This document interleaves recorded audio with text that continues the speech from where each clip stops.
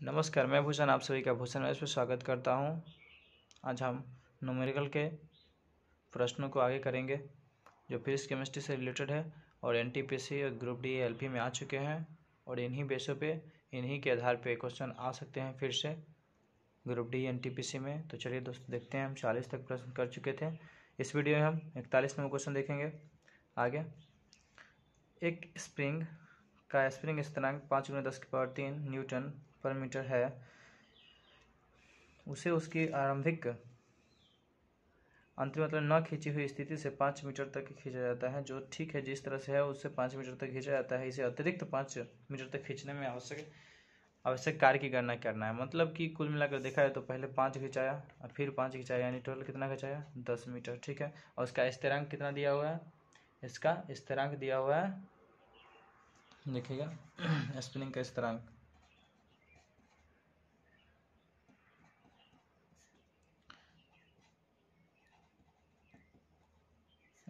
का स्थिरांक दे दिया है 5×10⁻³ न्यूटन पर मीटर। अब कुल खिंचाव देखिएगा, कुल खिंचाव पहले 5 हो रहा है, फिर 5 हो रहा है, यानी 5×5 कितना होगा 10 सेंटीमीटर हो गया। यानी 10 सेंटीमीटर बराबर देखा जाए तो कितना 10/100 जीरो कटेगा, यानी आ जाएगा कितना 1/10 10⁻⁻1। चलिए 1/10 लिख लीजिए, तो 1/10 मीटर। ठीक है, मीटर में करेंगे 100 से भाग करेंगे। तो अब देखेंगे कि हमको निकालना क्या है, क्या कार्य निकालना है। तो W बराबर काइनेटिक एनर्जी देखे होंगे, कार्य करना है तो इसका होता है 1/2 mv²। ठीक है, तो यहाँ पे देखिएगा कि mv², तो m के जगह पर क्या है, यहाँ m के जगह पर काइनेटिक एनर्जी स्थिरांक है, स्थिरांक दिया हुआ है k, और x² मतलब जितना खींचा गया। तो 1/2 और ये 5×10⁻³ ठीक है, 5×10⁻³ गुने ये दिया हुआ v², यानी 1/10²। ठीक है, चलिए आगे देखते हैं। तो 1/2 5×10⁻³ गुने ये हो जाएगा नीचे 10×100, तो ये 3 है, तो ये पार हो जाएगा। बचा कितना, ये 2 से कटेगा, कितना बचेगा 5 तब 55 25 आ जाएगा कितना 25। इसमें न्यूटन पर मीटर देखिए यहाँ था न्यूटन पर मीटर गुने मीटर², तो मीटर से मीटर खत्म, तो न्यूटन मीटर आपका हो गया आंसर। ठीक है, न्यूटन मीटर आंसर। देखिए ऑप्शन में है 25 न्यूटन मीटर। ठीक है, अगला क्वेश्चन हम देखते हैं। अगला क्वेश्चन आप देख रहे होंगे, यदि 1 kg द्रव्यमान की वस्तु की चाल क्या होगी जिसे उसकी गतिज ऊर्जा 1 जूल हो। ठीक है, तो बताना है।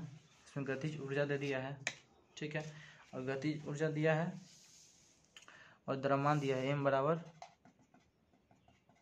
1 kg, और गतिज ऊर्जा यानी काइनेटिक एनर्जी दिया है ke का मान। तो काइनेटिक एनर्जी कितना दिया, गतिज ऊर्जा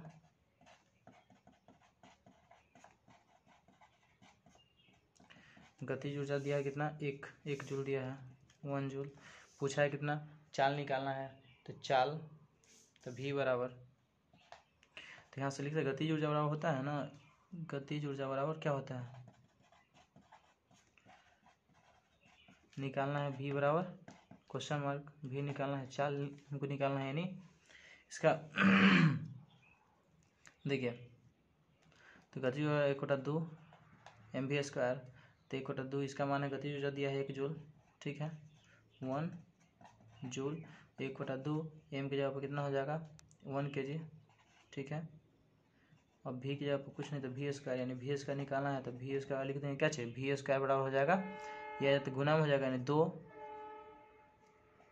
जूल, ये हो जाएगा क्या चाहिए 2 जूल, ये नीचे आ जाएगा पर kg हो जाएगा, तो यानी v², तो v बराबर क्या हो जाएगा √4 हो जाएगा। इसको जूल बराबर क्या होता है, जूल बराबर, जूल को लिखते हैं 2 kg मीटर प्रति सेकेंड स्क्वायर बटा kg, √4 जाएगा, kg से kg खत्म हो जाएगा। ठीक है, चलिए तो बचा क्या मीटर प्रति सेकेंड स्क्वायर में होता है जूल में, जूल। तो जूल बराबर देखिएगा तो न्यूटन मीटर होता है, तो यहाँ कीजिए से कीजिए खत्म हो गया, 2 मीटर बचाते हैं, यानी 2 का √2 निकलेगा और मीटर का मीटर और सेकंड का सेकंड। ठीक है, तो v बराबर √2 मीटर प्रति सेकंड आ गया।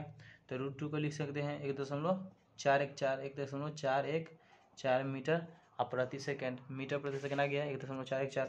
ऑप्शन में देखिए 1.414 1.4 है, ऑप्शन यही आंसर यही होगा। यदि किसी वस्तु, अगला क्वेश्चन, यदि किसी वस्तु की गति का मान t समय में, गति का मान दे रहा है t समय में u से शुरू होकर अंत में v तक रह जाता है, यानी v में बदलता है, तो बताना है कि त्वरण a बराबर क्या होगा।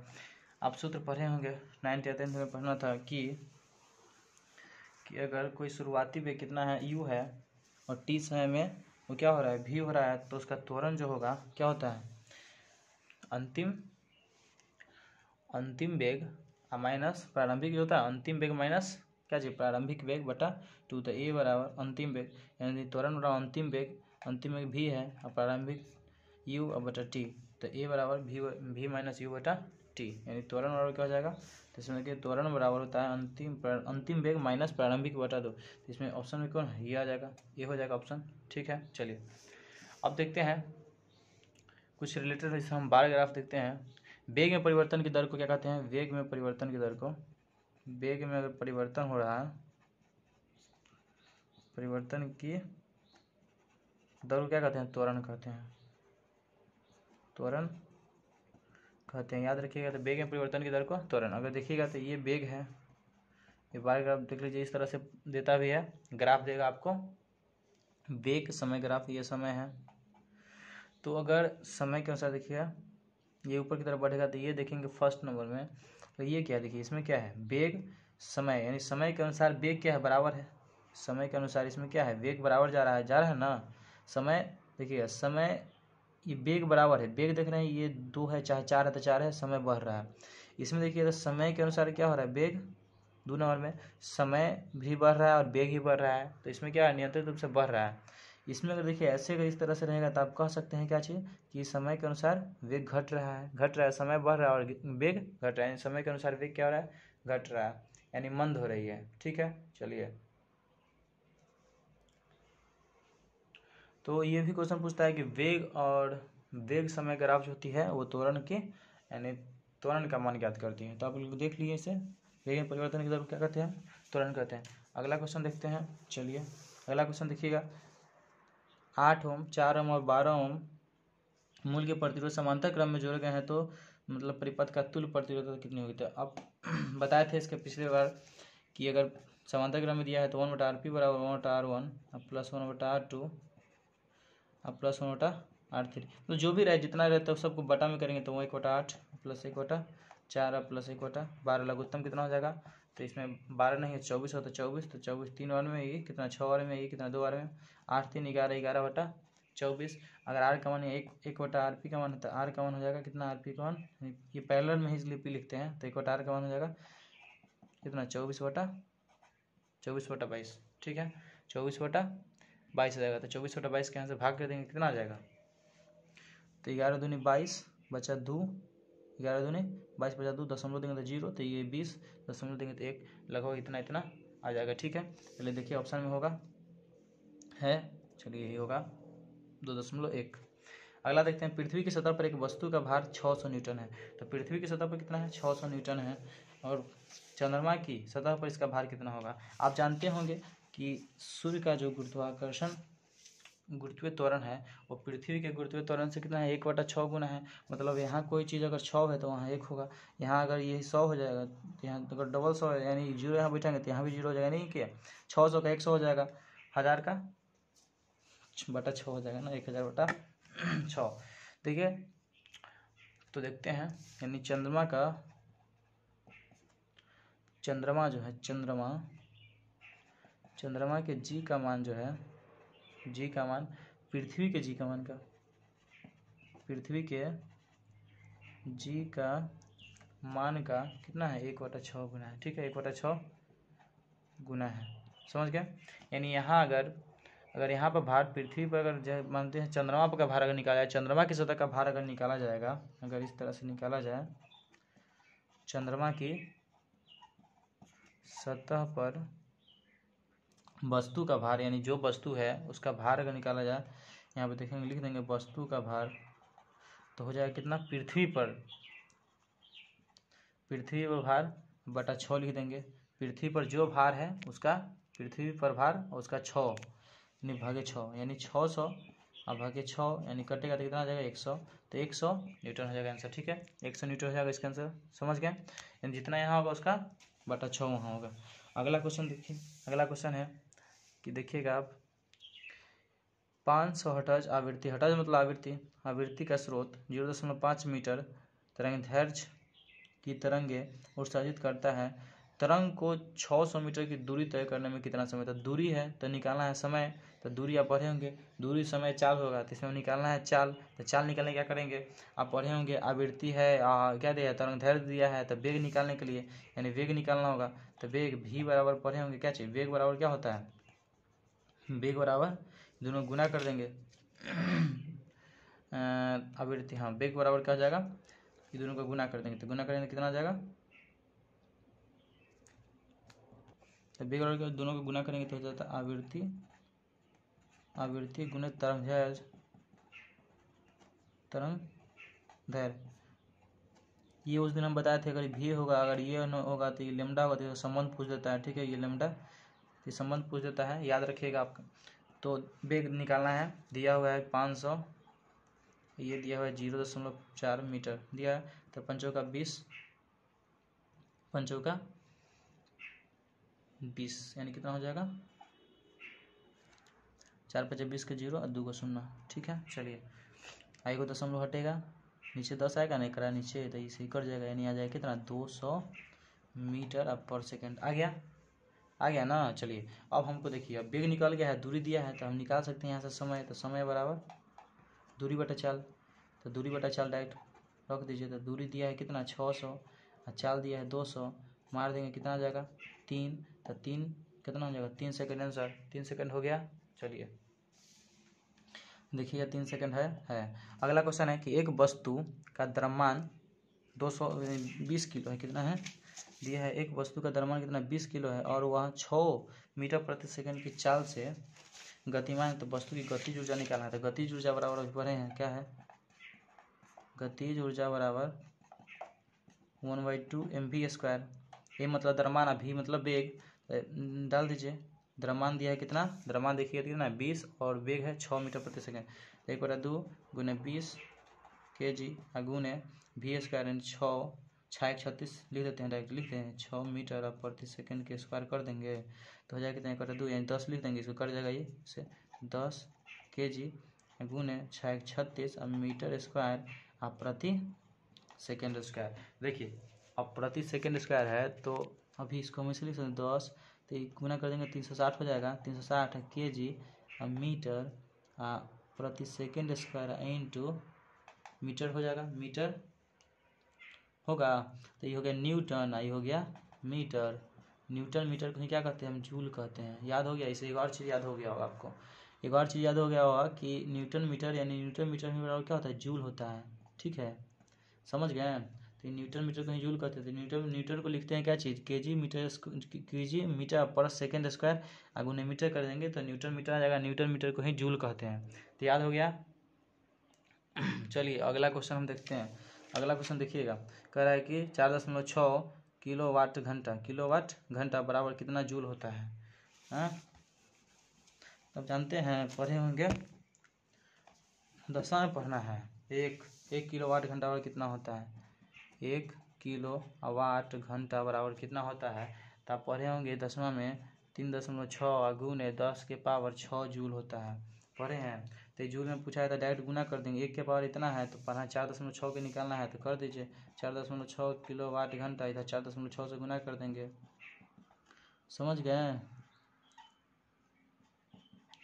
तो करेंगे तो कितना आ जाएगा, हो जाएगा कितना 6 36 का 6 हासिल 3 और 24 और 3 27 और 27 और फिर ये हो जाएगा 27 और 36 18 18 27 कितना 18 तो 45, तो 45 के बाद हासिल 4 हासिल हो गया 4 और 4 3 12 12 4 16 एगो 2 को तो 2 को दशमलव हियाँ हो गया, गुने 10 के पावर 6 जूल लिख सकते हैं। ठीक है ना। चलिए देखिए में है 16 ठीक किए हैं ना जी, ठीक तो किए हैं। ऑप्शन में गलत दिया हुआ है, देखिएगा कहीं यहाँ पर कहीं ना कहीं 16 होगा, तो एकरे 16 बना दीजिए, 16 कर दीजिए करा। हमसे लिखने में कहीं गड़बड़ हो गया होगा, गुना करके देखिएगा आप, इतना ही आएगा। ठीक है, तो एक जूल कितना होता है 3.6, 3.6 गुने 10 की पावर 6 जूल, 3.6 गुने 10 की पावर 6 जूल, 3.6 गुने 3.6 गुने 10 की पावर 6 जूल। ठीक है, चलिए अगला क्वेश्चन हम देखते हैं। चलिए अगला देखते हैं हम, कितना 49 नंबर क्वेश्चन।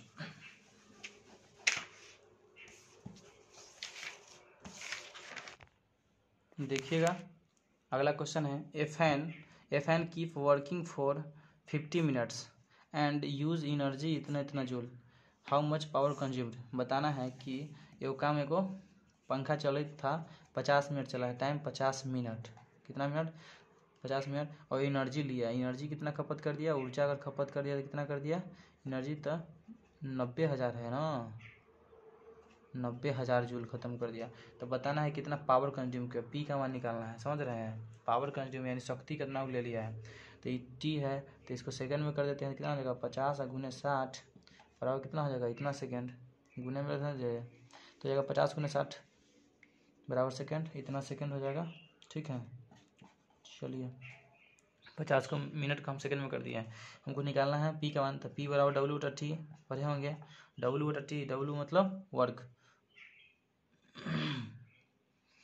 पी बराबर डब्ल्यू बाई टी, तो वर्क मतलब जूल में है, तो ऊर्जा कितना काम कितना खपत कर दिया यानी ऊर्जा दिया हुआ है।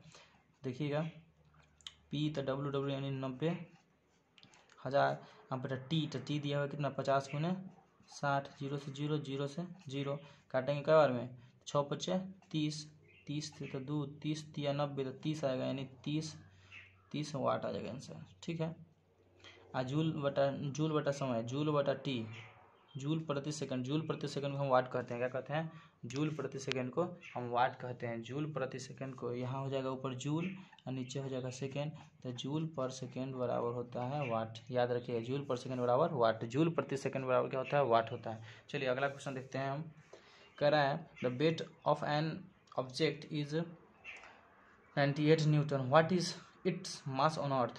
तो पता है आपको कि दिया हुआ है किसका, न्यूटन में, ऑब्जेक्ट का दिया है इतना न्यूटन है, इसका क्या है ऑब्जेक्ट का जो वजन है, इसमें द्रव्यमान नहीं दिया है, वजन दिया है, वेट मतलब वजन, वजन दिया है कितना 98 न्यूटन, और जी का मान दिया है 9 दशमलव कितना होता है जानवे करते हैं 8 मीटर प्रति सेकेंड स्क्वायर होता है ना। चलिए होता है, और निकालना है द्रव्यमान, तो पृथ्वी पर का द्रव्यमान, तो द्रव्यमान बराबर क्या होता है, द्रव्यमान होता है डब्ल्यू बटा यानी भार बटा जी, डब्ल्यू बाई जी, डब्ल्यू बटा जी क्या होता है कि इतना के स्पीड से, इतना के त्वरण की स्पीड से क्या गुरुत्वीय त्वरण से पृथ्वी इसको खींच रही है, जितना स्पीड में खींचेगी उतना इसका दिखाएगा वजन वहाँ, तो 98 अब बटा 9.8 न्यूटन। देखिए इसमें क्या होता है, न्यूटन के लिए केजी मीटर अब प्रति सेकेंड स्क्वायर है, इसका हो जाएगा मीटर प्रति सेकेंड स्क्वायर, इसी कट गया बचा केजी, आई 98 से 98 खत्म, नीचे 10 आएगा तो 10 ऊपर चला जाएगा, 10 केजी इसका आंसर होगा, कितना आ गया 10 केजी इसका आंसर हो गया। ठीक है, चलिए समझ गए, अगला क्वेश्चन देखते हैं। देखिए अगला क्वेश्चन है, इसको समझिएगा, अंग्रेजी हमको भी उतना नहीं आता लेकिन क्वेश्चन हम समझ गए हैं, आपको भी हम समझाने की कोशिश करेंगे। देखिए क्वेश्चन है, the work done is pulling up a block of would waiting 2 kilo Newton.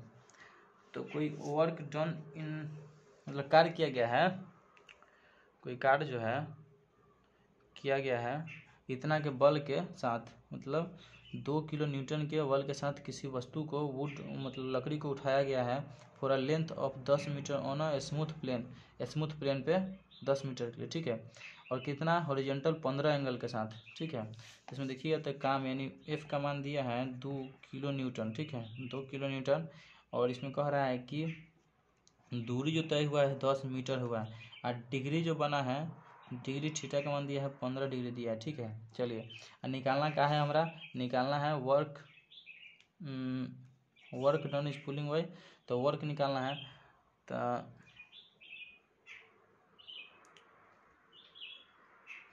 तो पढ़े होंगे कार बराबर W बराबर क्या होता है, बल गुने समय, बल गुने दूरी, दूरी गुने बल, यानी W बराबर एफ एस होता है W बराबर एफ एस कॉस थीटा। इसमें थीटा दिया हुआ है तो W बराबर एफ एस कॉस थीटा, कल बताए थे पिछला वीडियो में। तो एफ का मान, बल का मान दिया है कितना, 2 किलो न्यूटन। एस का मान दिया है 10 मीटर, मीटर ना है, चलिए 10 मीटर गुने, इसमें कॉस थीटा है तो कॉस 15 डिग्री। आप कॉस 15 डिग्री का मान निकाल सकते हैं कितना, कैसे करके, तो 45 माइनस 30 करके, 45 माइनस 30 करेंगे ना, कॉस ए माइनस बी पर निकाल देंगे। ठीक है, तो कॉस ए माइनस बी पर हम एक वीडियो लाएंगे जिसमें ये भी आपको हम सिखा देंगे। तो इसका मान होता है √3 + 1 बटा 2√2। ठीक है, 2√2 होता है। तो यहाँ से इसको हल कीजिएगा तो हो जाएगा 5 का 20 न्यूटन, 20 kg न्यूटन मीटर हो जाएगा, गुने ये हो जाएगा कितना, इसको बार से गुना कीजिएगा तो √3 + 1 2√2। ठीक है, 2√2 आ गया। 2√2 है ना, तो हम क्या करते हैं, फिर का बार से गुना करना पड़ेगा, तो गुना कर लेते हैं। देखिए गुना करेंगे, सबको दशमलव में रख दिया जाएगा।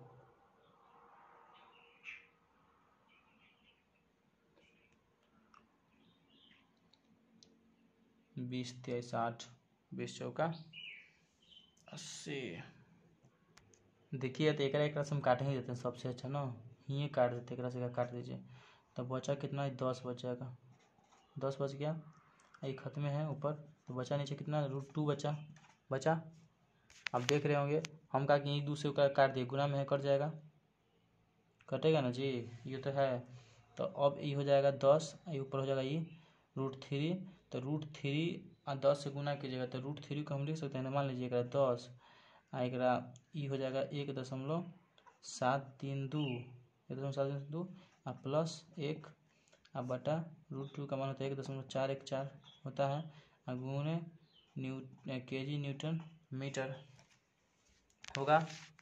चलिए होगा तो यहाँ से देखिएगा, तो इसको जोड़ेंगे तो हो जाएगा 2 दशमलव करके आएगा 2.732 बटा 1.414, ये हट जाएगा दोनों, 10 बढ़ जाएगा, हो जाएगा kg न्यूटन मीटर। और इसको भाग कीजिएगा तो 14 कीजिएगा ना, इसको भाग 14 से कर दीजिए तो 14 दूनी 28, 14 एकम आएगा, 14 एकम 14 आएगा। इसको भाग करने के बाद आएगा, देखिए इसको भाग किया जाएगा तो हो जाएगा 14 एकम 14। देखिए यहाँ से अगर हम इसको करेंगे तो ये 2 से 2 कट गया, तो हम ऊपर √2 नीचे √2 से कर देते हैं, 2 आ जाएगा, 2 आ जाएगा ना, नीचे 2 आ जाएगा तो 2 से कट जाएगा तो 5 आएगा, 5 गुने ये 2 से आ जाएगा तो कितना आ जाएगा √2, यानी एक कर देंगे तो हो जाएगा √3 + 1 × √2 गुने ये kg न्यूटन मीटर को हम जूल लिख देंगे तो 5 ये हो जाएगा √3, यानी गुना करना दीजिए तो गुना हो जाएगा, कितना हो जाएगा 5 √6 प्लस √2 kg जूल, इतना हो जाएगा। इसको सॉल्व कर लीजिए आगे, ठीक है। आप चलिए अगला क्वेश्चन देखते हैं। देखिए अगला क्वेश्चन की तरफ हम चलते हैं, इसको आगे देख लीजिएगा आप, ठीक है। चलिए या रूट में ही छोड़ दीजिएगा, उतना भी चलेगा। 20 ऊपर हो जाएगा कितना √3 + 1/2 √2। अगला क्वेश्चन देखिए, जी का क्या करेगा, स्वीकार मान होता है ना, जी का मान कितना होता है तो 6.67 × 10⁻⁻11 न्यूटन मीटर स्क्वायर प्रति kg square, newton metre square प्रति kg स्क्वायर होता है, ये हो जाएगा सर। चलिए तो ये जो मान होता है आप बताए थे उस दिन के, एफ का भी मान बताए थे, एफ बराबर क्या होता है बड़का जी m1 × m2 बटा r² या d² दूरी ये होता है। तो बड़का जी क्या है, यही स्थिरांक है जिसका मान होता है 6.67 × 10⁻11 6.67 3 × 10⁻11 न्यूटन मीटर स्क्वायर प्रति kg स्क्वायर, ठीक है। चलिए ये जो उस दिन बताए थे आपको कि मतलब कि इसका जो मान होता है वो द्रव्यमान यानी दो वस्तुओं के पिंड के द्रव्यमान के गुणनफल के समानुपाती और इसके बीच के जो दूरी होगा उसके क्या होता है व्युत्क्रमानुपाती होता है, ठीक है। चलिए गुड, इसका गुरुत्वाकर्षण बल जो होता है ये इसके द्रव्यमान के गुणनफल के समानुपाती यानी अनुपाती और ये दूरी के व्युत्क्रमानुपाती होता है। ठीक है, ये हम बताए थे। चलिए अगला क्वेश्चन देखिए। अगला wave length move distance of इतना मीटर, यानी दूरी दिया हुआ है इतना और सेकंड इतना दिया हुआ है, कितना सेकंड टाइम दिया है तो मीटर, और कह रहा है find the length of wave. देखिए तो इसमें दिया है क्या दूरी, तो दूरी तो दिया कितना, दूरी दे दिया है 10 मीटर, टी दे दिया है कितना 0.4 सेकेंड, और आपको निकालना क्या है द लेंथ ऑफ एमी तरंगदैर्घ्य निकालना है, जो फ्रीक्वेंसी इतना दिया है। तब देखिए दूरी तो इसे 4 निकाल सकते हैं, 4 बराबर दूरी बटा समय 0 यानी 10 बटा 0.04, ये 2 है तो 2 ऊपर चल जाएगा, ये कट जाएगा तो कितना 25 का 100, तो 25 पर 0 इतना क्या होगा 4 मीटर प्रति सेकंड आ गया। ठीक है, अब आगे देखिए कह रहा है कि वेव लेंथ निकालना है। वेव लेंथ दिया हम 4 निकाल लिए हैं, तो वेव लेंथ यानी 4 बटा हम पढ़े तो उस दिन 4 बटा क्या होता है आवृत्ति गुने तरंगदैर्घ्य बताए थे, आवृत्ति गुने तरंगदैर्घ्य। देखिए 4 दिया है 250 मीटर प्रति सेकंड, आवृत्ति फ्रीक्वेंसी आवृत्ति दिया है 200, और निकालना है तरंगदैर्घ्य। तरंगदैर्घ्य बराबर हो जाएगा क्या, ये नीचे आ जाएगा यानी 250 बटा 200 बराबर तरंगदैर्घ्य। ठीक है, काट दीजिए 0 से 0 खत्म, तो ये कितना हो जाएगा अधिक 12.5 हो जाएगा, होगा। देखिए तो 12.5 पर एक और दशमलव बैठेगा तो हो जाएगा 1.25 मीटर। ठीक है, तरंगदैर्घ्य मीटर में होता है, हो गया आंसर। तरंगदैर्घ्य बराबर क्या 1.25 मीटर। ठीक है, चलिए आगे देखते हैं तो हम कैसे निकाले हैं। अब देखिए तरंगदैर्घ्य को हम क्या लिखते हैं, इसको लिखते हैं लेमडा, आवृत्ति को इसको भी, आवृत्ति को हम n मानते हैं। ठीक है, चलिए देख लीजिए इसका संबंध पूछता है तो v बराबर n लेमडा हो जाएगा, v बराबर n लेमडा ये आता है एग्जाम में, ध्यान दीजिएगा इस पर। ठीक है, चलिए आगे, यानी 4 बराबर आवृत्ति गुने तरंगदैर्घ्य, आवृत्ति गुने तरंगदैर्घ्य। चलिए अगला क्वेश्चन देखते हैं।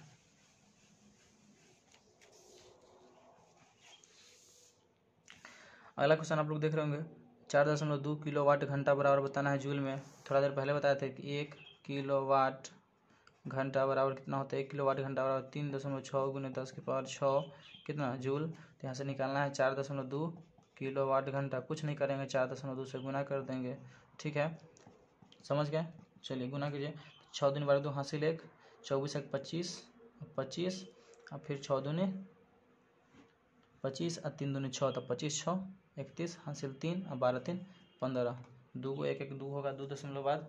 ठीक है, चलिए 2 अंक के बाद होगा दशमलव यानी 12 दशमलव यानी 15.12 गुने 10⁶ जूल आ जाएगा आंसर। ठीक है, देखिए ऑप्शन में है, ऑप्शन में है। चलिए अगला कह रहा है कि एक अचल स्थिति से शुरू, यानी कोई एक स्थिति है शुरू करके सोनी साइकिल द्वारा 30 सेकंड में 60 मीटर प्रति सेकंड की गति पकड़ती है, मतलब कि 0 से शुरू करती है और 60 सेकंड में पहुंच जाती है। ठीक है, यानी 60 मीटर प्रति सेकंड में पहुंच जाती है 30 सेकंड के अंदर में, तो साइकिल का त्वरण तो पता है त्वरण बराबर, तुरंत फॉर्मूला देखिए क्या होता है, त्वरण बराबर अंतिम वेग माइनस प्रारंभिक वेग। तो प्रारंभिक 0 हो जाएगा, साइकिल 0 से भी दिया हुआ है कितना, भी दिया हुआ है 60 मीटर प्रति सेकंड तक पहुंच जाती है, और क्या है कितना सेकंड टी दिया है कितना 30 सेकंड में। तो निकालना ए बराबर, तो ए बराबर तुरंत बताया था क्या होता है, यानी त्वरण बराबर क्या होता है अंतिम वेग, तो भी माइनस यू बटा टी। ठीक है, तो भी का मान कितना है 60 माइनस बटा टी तो हो जाएगा 30 बटा टी कितना दिया है 3 सेकंड दिया है, मीटर प्रति सेकंड अब बटा 3, तो कटेगा 3 से 10 आई नीचे सेकंड, तो एगो मीटर और 2 नीचे सेकंड, तो मीटर प्रति सेकंड इसका हो जाएगा क्या चीज़, त्वरण का ऐसा ही मात्रक हो गया 10 मीटर प्रति सेकंड, इसका 10 मीटर प्रति सेकंड समझ गया, यानी v माइनस यू बटा टी। ठीक है, v माइनस यू बटा टी। चलिए बन गया, अगला क्वेश्चन देखते हैं। चलिए फटाफट करते हैं। कह रहा है एक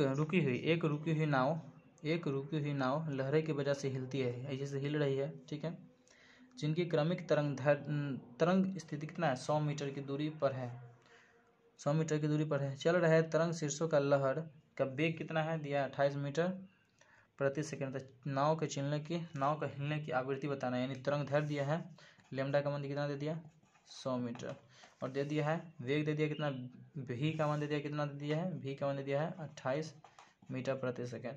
पूछा है n का मान यानी आवृत्ति का मान पूछा है। बहुत क्वेश्चन आ रहे हैं।